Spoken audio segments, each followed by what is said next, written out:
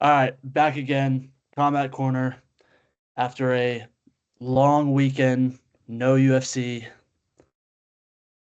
We are at an Israel Adesanya fight week, and kind of feels weird that we're just kind of creeping up on an Izzy fight week, and it still feels significant. It still feels huge, but with it being a fight night and it's his first non-title fight in years now, literally like half a decade almost, or even past that.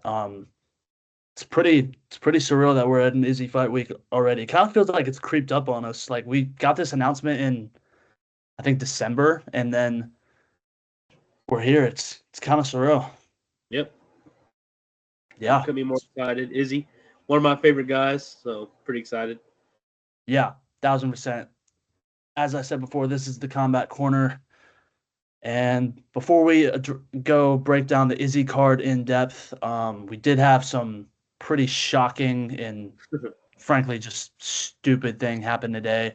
Um, Bryce Mitchell had his debut episode of his podcast, and on there he talked about how he thinks Hitler was a good guy, and that is someone that he could see himself go fishing with. This is obviously something that's so incredibly dumb to say and so tone deaf, and but I kind of got to say, at least from my perspective, um, if anyone was going to say something as crazy as this on the UFC roster, it would be Bryce Mitchell. I mean, Oh yeah. he doesn't believe in seatbelts. He doesn't think space is real. What did you Earth is think whenever flat. you Earth is What did you flat. think whenever you saw this, AJ? It was I was just kind of dumbfounded. I was kind of shocked. I mean, I'm not shocked. I'm just like, there's no way. This is not real. Bryce Mitchell just said that Hitler was a good dude. He did his own research, his own doctrination, and As he he came to said. the conclusion that Hitler was a good guy. Um, I mean, at the end of the day, like Dana said, is freedom of speech. I mean, he went from being kind of one of the most liked guys in UFC now to now everyone wants to see him get beat up. Yeah, You know I what I mean? mean, yeah, I mean, years ago as he was coming up and was winning fights, and you had the camo shorts and the farmer personality, and it was all cool. And but now it's just, I mean, feels like every fight week he has, he's saying something more crazy than he did before. And Uh, anytime he gets on a live microphone, it's you never really know what to expect. And yeah, Dana went on a press conference after his power slap event and absolutely eviscerated Bryce Mitchell, saying that he's one of the more stupid and dumbest people that he's ever came across, and said that the beautiful part of it is that he's an MMA fighter. So to some people, and to those who disagree with him, which is 99.9% of people the who world. watch MMA, yeah, Yeah. um, he could get the shit kicked out of him. So that's kind of all Dana had to say on it. And I'm not going to spend too much time on this. It was something that broke today, so I felt like it was something that had to be talked about right off the jump. But yeah, incredibly weird, incredibly dumb, and we're gonna move past it because, as we said before, it's Israel Adesanya fight week, UFC Saudi Arabia, um, second card in Saudi Arabia now, and seems like a giant step up from the first one. Obviously, with Robert Whitaker, supposed to have Hamzat on that card, didn't, and Whitaker took care of business that night, but or that day, excuse me. But this kind of starts a big month for the middleweight division. There's tons of fights booked in middleweight throughout all the top 15, so should be really exciting. But there is more to it than just the Izzy fight, and we'll start with Terrence McKinney versus Demir Hadzovic. And I was a little shocked at Terrence McKinney's betting line that he was that heavy of a favorite. I get he's gotten UFC experience, he's has a decent amount of fights on him, but I feel like it's literally hit or miss with Terrence McKinney, and all of his fights, um, as of recent, or a lot of his fights and in the majority of his career, um, have gotten finished in the first round, whether he's on the winning or losing side of it. Should be a fun scrap. But that being said, I would not be surprised one bit if this ends in the first round. Yeah. I don't know much to say about this one. I've just got Terrence McKinney winning by first round finish. I mean, it feels like every fight week for Terrence McKinney, you either think he's going to knock the guy out in the first round, or you think he's going to get knocked out or submitted in the first round in some sort of crazy fashion. So it's going to be fireworks for however long it lasts. So it should be exciting. But up next on the card, the people's main event. The people's heavyweight champion. I know you're hyped for this one. Some might say that this is your favorite UFC fighter. Hey, Shamil Gaziev. Hey, I don't know Thomas Peterson. I don't know you. I have no hate against you, but you're being fed to Shamil Gaziev, buddy. You're one path on the stepping stone to Shamil versus Tom Aspinall. Yeah, we're certain. Hopefully, we get that this summer. I'd rather see that than John Jones. But no, obviously Shamil's a giant favorite. It's in Saudi Arabia. Seeing a lot of guys from that region of the world on this card, and yeah, I think Shamil's gonna methodically, if that's how we want to call it, get a decision win against Thomas Peterson. The highest of fight IQ on display in this fight.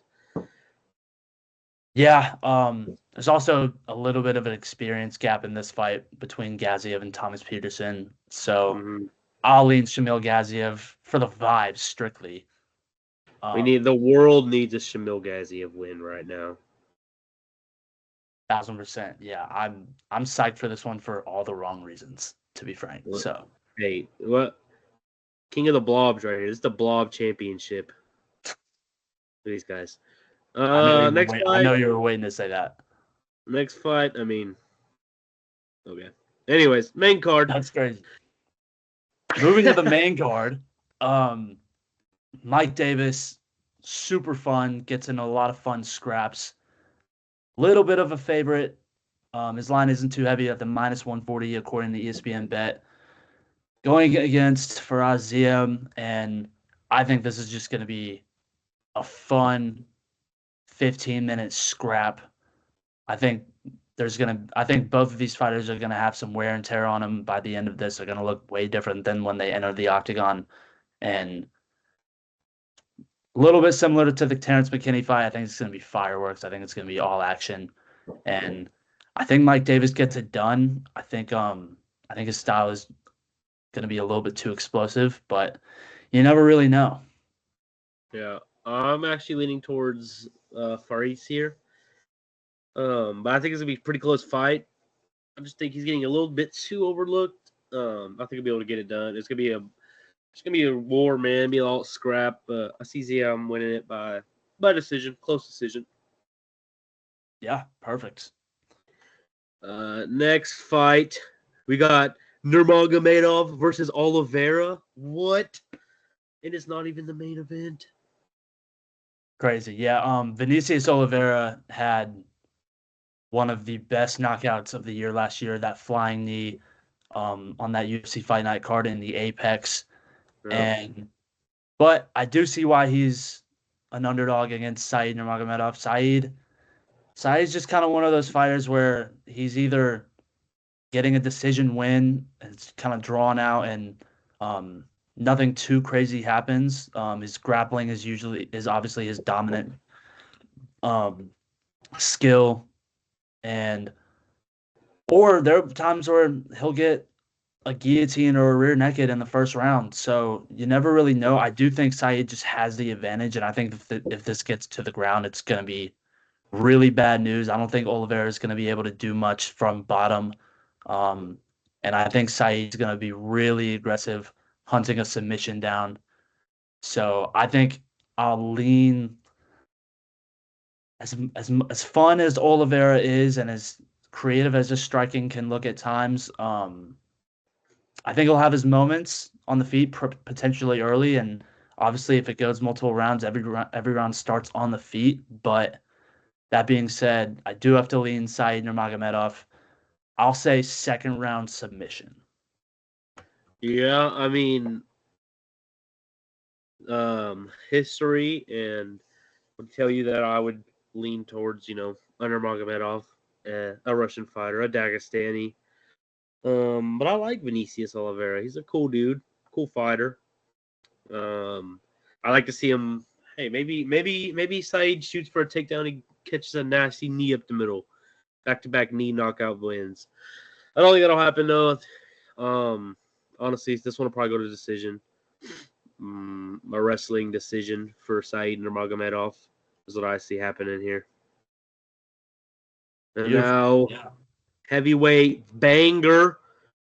This right is here. where the card really takes a step up in name value, and this is going to be super fun.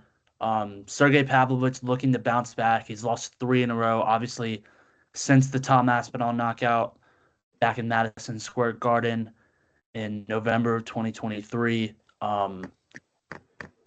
Had the fight with Tom and then lost his last one against Volkov. I do think this is a bounce back spot for Sergey Pavlovich. I get him. I don't think the numbers should be quite as high on his betting line, but I think he's gonna go in, be super aggressive like he had been with Curtis Blades, like he had been with Tai Tuivasa. Rosenstrike throws heat. He's capable of knocking out anyone in the division. He's super clean kickboxer. That's where his background is. But I gotta go with Sergey Pavlovich. I think he's gonna get a real big bounce back spot here, and I think he's gonna win by first round knockout against Biggie Boy Rosenstrike. Yeah, I'm also picking Pavlovich here. I think he's gonna get it done. He's gonna finish the fight.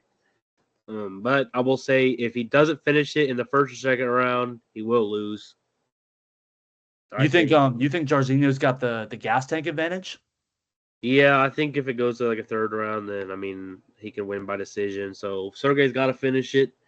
But I mean, he needs a win. He's lost all of his aura.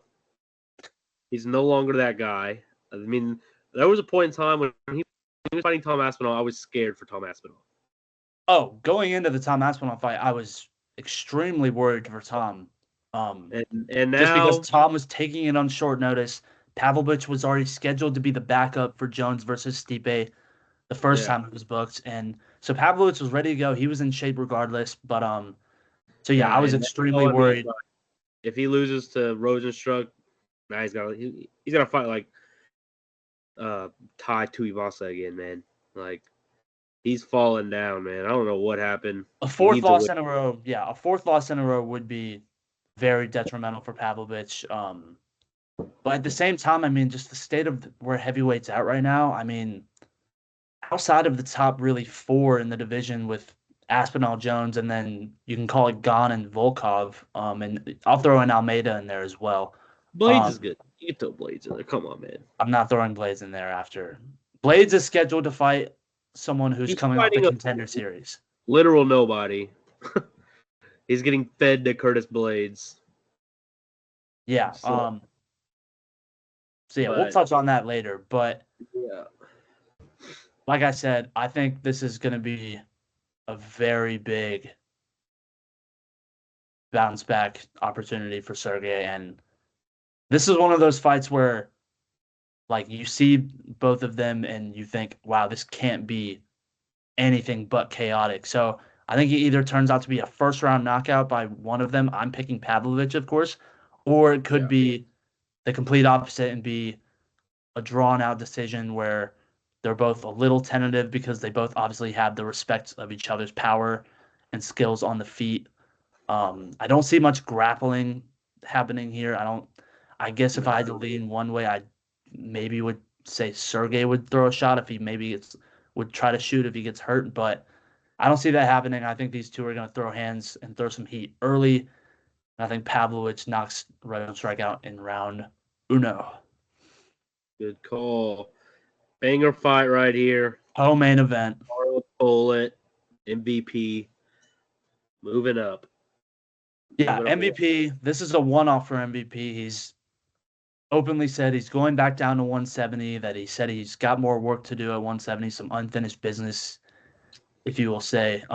So fun fight from Michael Venom Page, one where there's really no pressure on MVP in this one. I mean, he's coming in this one for fun. He talked about initially why he wanted this matchup because Shara called out Izzy, and MVP was kind of just like, listen, Izzy's my boy.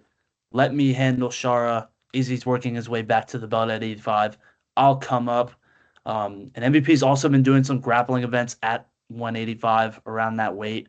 So he's kind of just wanting to do this for the one time, and I have nothing bad to say about it. Obviously, I think this is going to be surefire fight of the night. I think it's going to be super fun. We're going to see some really creative strikes thrown from the both of them. Obviously, both of their styles really cool. MVP's got that karate style base where kind of keeps his hands low, and really rushes into his opponent. And then Shara, obviously, you never know what Shara is going to throw. I mean, he's got a crazy arsenal of strikes that he can throw.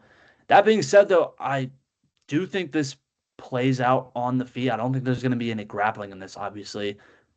I kind of give MVP the edge on this. He's listed as an underdog. I mean, you saw in his first two UFC fights against Kevin Holland, Kevin Holland wasn't able to figure out MVP on the feet. Kevin Holland got caught multiple times. MVP put him down a few times with some trips. And then with Ian Gary, MVP won that second round because it mostly played out on the feet. He was landing the better strikes. Ian Gary really didn't land anything significant in that fight against MVP. And if that in that third round, if MVP doesn't get his back taken, I mean, who knows what would have happened? He was that close to beating Ian Gary, who's, I mean, most people will say is one of the guys at 170 right now, just with how stacked that division is. And MVP was right there with him. So I think this plays out strictly on the feet. I don't see either of them shooting, obviously. And I just think MVP is too hard to, I think he's too hard to prepare for. I think he's gonna beat out Shara. I don't know if it goes to I don't know if it gets a finish. But I think Michael Venom Page wins this. I'll say by decision. Yeah, that's crazy. I'm also going MVP by decision.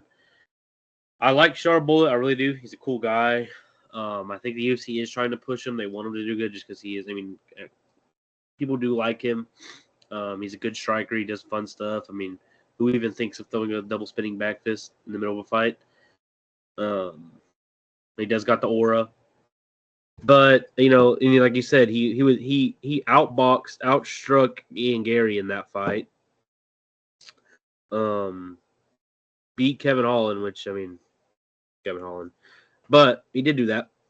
I think we're gonna see some really good striking exchanges here in this fight. It's gonna be super fun to watch. But I think MVP will edge out a decision win over him, and he'll end the hype train. It has not been a good month to be an undefeated prospect in the UFC. Honestly, you said something that kind of caught my attention. I don't think this fight, just that it's a fun fight. I mean, I don't think there's that much stakes behind this. You're Shara and you lose to a 170, you're not losing your rank at middleweight realistically, unless something else happens in the middleweight division, which is very well could happen. So, but just off of this performance, he's not going to lose his rank immediately. And yeah, for MVP, if you lose to a 185er, you're going back down to 170 anyway. I think realistically there isn't too much pressure, too high of stakes on this fight. I really just think it's just fun, and the UFC puts on those fights sometimes, and this is pure fun, pure striking excellence out of both of these two, and I think this fight is just going to be about the purity of their striking and how exciting it's going to be. So yeah, I really don't think either fighter takes like a big loss on their trajectory at this point in their UFC careers. Char's young in his UFC career. He's only fought, I believe, 3 times, and he's in his early 30s. MVP is a little bit older, but he's super exciting. He's always gonna get put in big spots, whether it's a fight night like this in Saudi Arabia with Izzy as the main event, or he's gonna be on a pay-per-view. So with it being at 185 for MVP, I really don't see that much stakes being brought here. I think both of these fighters are going to be fine regardless of win or loss. Yep. Next fight, main event. My boy Izzy is back. The title run starts now. First non-title fight since I believe the Anderson Silva fight all the way back in 2018. So pretty crazy to see, to just kind of look back and see what all Izzy has done. And even in some of the losses, the Drakus fight, he looked good. He got taken down. He got submitted. What happened happened. But I think Izzy is in a spot where if he loses, I'm not sure what's going to happen with him. I don't think it's the end of the world for Izzy if he loses. It is a third loss in a row. It's not obviously something he wants, but I think Izzy's such a big name and such a star for the UFC that I think with 1 win or 2 wins over anybody, I mean, he loses this and fights Kyle Valio and beats him. We're still talking about Izzy in the upper echelon of the middleweight division, regardless, because of everything that he's done. So, not that this isn't a huge fight for him, obviously, but I do think when people say that if Izzy loses, he should retire or things of that nature, I think that's a little bit of an exaggeration. That being said, huge spot for Imavov. You get a win, especially if it's in style over Izzy, that will do wonders for your career, especially on a big stage like this, on a big fight night like this in Saudi. Um, he's right there in the thick of it in the title picture. Obviously, Hamzat is seemingly waiting in the whims of the winner of Drakus versus Strickland. But if Sean Strickland pulls one out against Drakus and Izzy beats Imavov, especially in good fashion, there's such a good story between Strickland and Izzy, and there's feels like there is tension there, and Izzy really wants that one back. Izzy could find his way back into a title shot this year with the win. Yep. Who are you picking to win? I've got Izzy. I think Izzy is going to. I think he's going to play his distance well. I think he's going to be a little bit more aggressive on the feet than we've seen in his last 2 fights. Izzy kind of talked about, especially after the Drakus fight and a little bit after the Strickland fight too, that um, he's fighting differently, defending his title or fighting for a title than he was whenever he was on his way up. As far as managing risk, as far as um, being a little bit more on the offensive and putting his foot first, taking that first step. So I do think Izzy is a little bit more aggressive, a little bit more on the gas. I think obviously we've seen with Izzy, he's got the gas tank for it. So I think Izzy is going to methodically land strikes throughout the fight. I think he's going to land strikes to the body. He's going to really work the leg kicks on Imavov, and Imavov does have that wrestling background, and I think he's going to try and chop his legs, slow him down, and try to turn Imavov into a striker with stuffing takedowns. And I think Izzy's going to win a decision. I think it'll be competitive. I think Imavov will have his moments, but I think it will be a unanimous decision. Yeah, I've also got Izzy by decision. I don't think he's gonna finish him. I do think Izzy's gonna win. I think he's gonna put on a masterclass. He's gonna do it pretty dominantly. Because Contender Izzy is a real thing. It's like playoff Jimmy. It's a completely different person.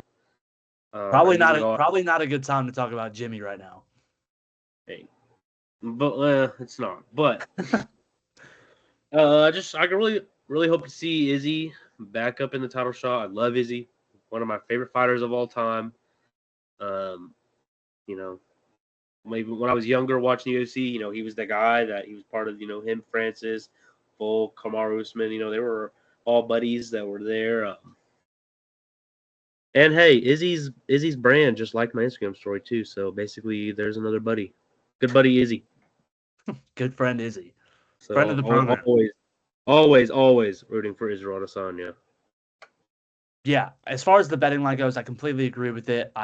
Coming off of 2 losses, Imavov's been on a great run right now, and so I get why Izzy's only at -160. But that being said, if I was putting money on it, I would put my money on the last stylebender, Israel Adesanya. Yep. But so just so glad we're on that this weekend after a long weekend without UFC. It was pretty rough. But 2 weeks UFC. Yeah, but while we didn't have the UFC, we did have the GFL draft. Usually we just talk about the UFC, but I think this is just too funny not to talk about. I'm not gonna try and just sit here and crap on the GFL the whole time, but they had their draft this past weekend, and This is right missing. yeah, that number one pick that's missing would be none other than 42-year-old Tyron Woodley, who has not won since 2018 and has not fought MMA since 2021. So yeah, I have my thoughts on the GFL. I would love to get your breakdown, what you think of it, what you thought of it whenever it was initially announced, and now that we've got the draft here and we've got sort of the layout of the teams and how it'll work. What do you think of the GFL? How far do you think it could or couldn't go? I don't know. It's kind of it's goofy. You know what I mean? Like, you got names. You've got the names. No, you got Abakar, Tyron Woodley, obviously. Tony Ferguson. People are gonna love to see him. Holly Holm, Chris Weidman, Benson Henderson, like guys that are like should be done, but then they're like, nah. Like Holly Holm was literally just left the UFC to come do this. Same with Tony Ferguson. Gustafson's there. So you got the names, but they're old heads. Like, you know what I mean? It's gonna be kind of but then you got some younger guys like Sage Northcutt, who, Sage Northcutt's a guy that a lot of people like. So I feel like they can get some views. It'll be cool to check. I'm sure we'll check it out. People are gonna check it out, but I don't know how long it lasts. I don't know. How long are these fighters gonna last? You know what I mean? They're old. You said yourself, Tyron Woodley's 42. Yoel Romero, he's pushing 50 already. Yeah, so if you want to go to the next slide, I've got some very funny stats on just the whole age thing. I can pull it up. Yeah, pull it up on Instagram. It's on Easy win. Yeah, while we look at that real quick. Let me pull this up here. So we're pulling up some stats right now, courtesy of Never Tap Out. Never Tap Out on Instagram. Shout out to Never Tap Out. The average age, yeah, you can see it right there with Tony on there. The average age of fighters in the GFL is almost 36 years old. And it says right here, here's some more stats. Yeah. First pick in the draft. 42 years old. Last won 2018. Last fought 2021. Lost 6 straight fights. Last fight knocked out by Jake Paul. Yeah, it's all bad. I've got some other stats here for you. So on the GFL age. So as it says on the post right there, average age almost 36 years old. The oldest team is Team Miami at an average of 36.7 years old. Number of fighters 40 years or older, 32, which is 26% of the roster. Number of fighters that are 35 years or older, 74, which is 61% of the roster. So you've got almost 90% of your roster is over 35 years old. Numbers of fighters 29 years old and below, 15. That's only 12.5%. And then there are 3 fighters on this roster that are 47 years old. The youngest fighter on the roster is 21. But I just think this formula with trying to make MMA a team sport, it's not a team sport. It's a combat sport where 2 people go fight each other. Yep. People are not out here to root on Team Los Angeles or Team Miami.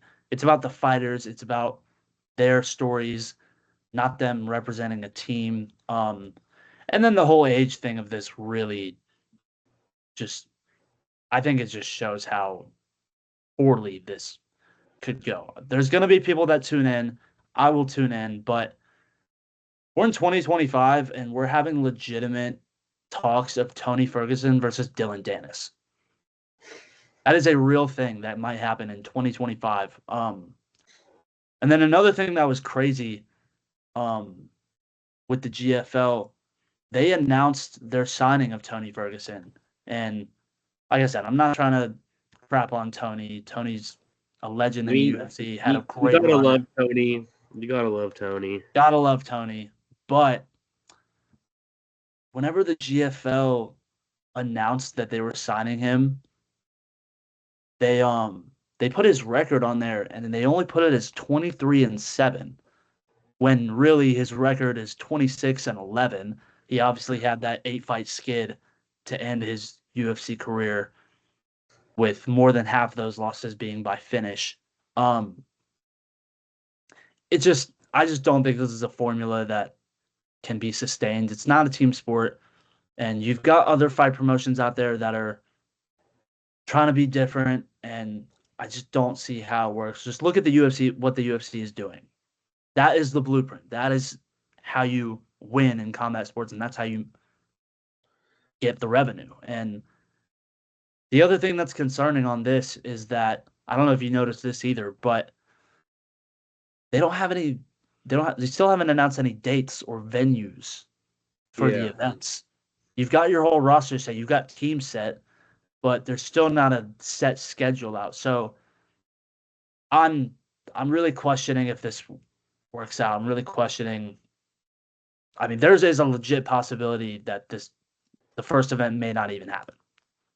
So this comment says it best. This funny guy right here. Tony, the type of guy to only have 7 losses while on an 8-fight losing streak.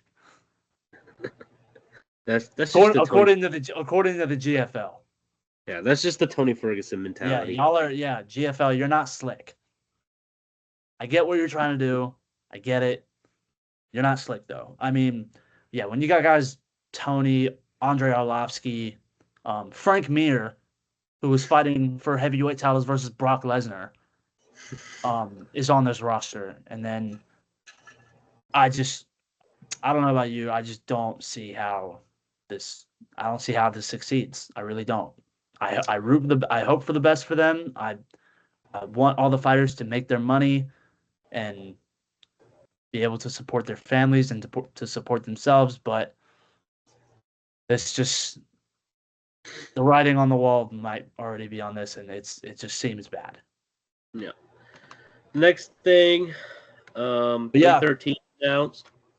We got some announcements during the 311 broadcast. We had not been able to touch on them yet. On to brighter things from the GFL. 313 in Las Vegas and T-Mobile, obviously headlined by Alex Pineda, fighting the rightful number 1 contender. I'm glad that it was Ankalaev. There was murmurs out there that Ankalaev wouldn't get the shot, but he is getting his shot. One thing that's interesting, I don't know if you picked up on this. This is during Ramadan. It is. I noticed that he's fighting during Ramadan. That's kind of crazy. Yeah, I don't know if this was like a strategic play for Pineda, but regardless, Magomed's getting his title shot that he's wanted for a while, and he deserves at this point. And I'm really interested to see how it plays out. Obviously, you see it right there. It's an even betting line. I think Pereira should be the favorite, not by much, but I think he should be the favorite. And one thing that people are kind of misconstruing is that Magomed is obviously because of where he's from, is that he's this big time wrestler and that's going to be his path to victory. But if you look at a lot of Ankalaev's fights, he has multiple fights where he doesn't even shoot takedowns, or in multiple fights where he's only shot one or two. Even in In the his last Yamla, fight against Rockage, I don't think he shot a takedown in that fight. no, I don't think he did either. And then obviously, He I had don't think he no did against Johnny Walker. no submission wins in the UFC either. No submission wins in the UFC. It has been submitted before. Um, and then the last time you saw him really heavily wrestle was after 3 rounds of Jan Blachowicz beating his legs in, and he was almost not able to walk. The leg kicks were so bad that Blachowicz was giving him. Ankalaev, of course, then resorted to the wrestling, was able to bank those 2 last rounds against Blachowicz, and it went to a draw, and we all know how that played out. But I think the line is a little. Um, I think it's kind of fool. I think it's kind of fooling people on how Magomed's going to approach this fight. He's even said out loud he wants to go in and stand with Pineda, which I would I think not he's lying. recommend anyone. I think he's lying. I think they're going to work on the wrestling. I think he knows that's what he has to do. You cannot stand Alex Pereira if you want to be champion. I agree. Like, I think that's what he should do, but I just don't know if that's what he will do. I think he's gonna play that game with Alex, and I don't know how long he'll last. Because I mean, obviously, I just mentioned the Blachowicz fight. It took him. It took him being sort of messed with on the feet for him to shoot takedowns. It took his legs getting chopped up. So I think it's going to be really interesting to see how early or if he does shoot at all. Yeah. Also, I want to shout out the mom's here. Her favorite fighter, Alex Pereira. She was super Shout excited out. when this. Shout She out. was super excited when this got announced, and she keeps sending me Alex Pereira stuff, and big Alex Pereira fan. So talk about that for her. But she knows how I feel about this, and I have already talked about this. Not predicting here, but we know how I feel about this fight. Yeah, I mean, you said it before. I mean, you do think Ankalaev's going to use a little bit more of that wrestling than he has. Yeah, and I mean, I did say in my prediction that he would end the year as champ. Now, I didn't think they would fight this early, so maybe he doesn't. But We will see. But the people's main event is under that fight, and that would be Justin Gaethje versus Dan Hooker. Tattoo Dan Hooker. This is going to be fireworks. This is another one of those fights that you can't imagine it not being a banger. And I think people are going to end up sleeping on Hooker a little bit here, even though Gaethje had his last fight with Max. We all know how that went, getting knocked out in round 5. But for Gaethje, I think with a loss here, I don't know if we see Justin Gaethje fight again. He's talked about, even before the Max fight, he talked about how he's on his last run for the title, how he's not going to be doing this for that much longer. So could be giant stakes for Justin Gaethje here, potentially his last fight if he doesn't get an impressive win against Hooker. But I'm just excited for this because even though Justin Gaethje did just get knocked out, historically, we've seen both of these guys in some wars where they've been able to eat shots, show some wear and tear. And I think this could end up being a long, drawn-out war. I'm not going to predict who wins yet, but I think this could be a real slugfest. Yeah, I mean, these guys are always in banger fights. I really don't think this fight is going to go the distance. I think it will be a finish. I'm super excited for it. And like you said, if Gaethje loses, this could be his last fight. But on the other end of that, if he wins, like I could see it. Like I guarantee if he wins, he will fight Islam for the title. Yeah, I mean, it just depends on how 55 plays out. Obviously, Armin is still lurking around there. He's going to have to fight someone in another number one contender fight, as Dana said after Mm-hmm. UFC 311. But I mean, even Islam's talked about it out loud. He's talked about Gaethje saying it's not someone that he's fought before. He'd be open to it in maybe June. Um, I don't know if Gaethje would, depending on how this fight with Hooker goes. I don't know if Gaethje's going to turn around from March to June, but it's not something that's completely inconceivable. So yeah, I mean, sign me up for any Justin Gaethje fight, especially with and him and Islam would also be super fun. But yeah, I mean, it could be kind of another situation like how Poirier had last year, where it was just someone that Islam hadn't fought yet. I mean, Oliveira is still lurking out there. Obviously, as I said before, Armin's gonna fight somebody for it to be able to get a crack at the title again. Max But Holloway's there. Max Holloway is lurking around. That could be a potential suitor for Armin as a number one contender fight. But yeah, Gaethje, I think it's really all or nothing for him in this fight. Like you said, he gets a win. He's right there in the title picture. Hasn't fought Islam yet. With a loss, especially if it's in bad fashion, we might not see Justin Gaethje again. Yeah. And another fight that was announced for this card that is not updated on the website, but I think it's gonna be fun. King Green versus Brazilian Conor McGregor, Mauricio Rufy, the fighting nerd. Super excited to see that. Yeah, first big name of the Fighting Nerds camp that's booked for this year. Obviously, we still got Protez and Kaio. They were gonna fight this year, but Rufy is, as of right now, slated to be up first, and I think this is the perfect fight for both gentlemen, just based on where they're at in their careers. King Green, formerly known as Bobby, coming off that submission loss against Patty, kind of always floating around the the bottom of the lightweight rankings or being unranked, kind of in that gatekeeper position right now, as far as the lightweight division goes.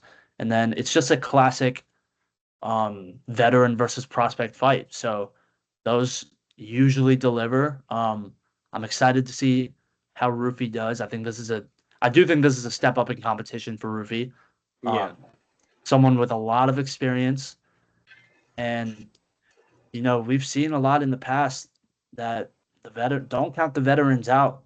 Obviously, the Yeah. prospects are hot right now. They're what everyone want to see, but I mean, the experience alone, it can get you a long way. And so I will certainly not be counting King Green out of that. I'm excited. Yeah, super excited. That'll do it for this episode. UFC Saudi Arabia this weekend. We will break that card down, the results of it, what should happen with the winners and losers of that card next. And yeah, we'll see you later. See you.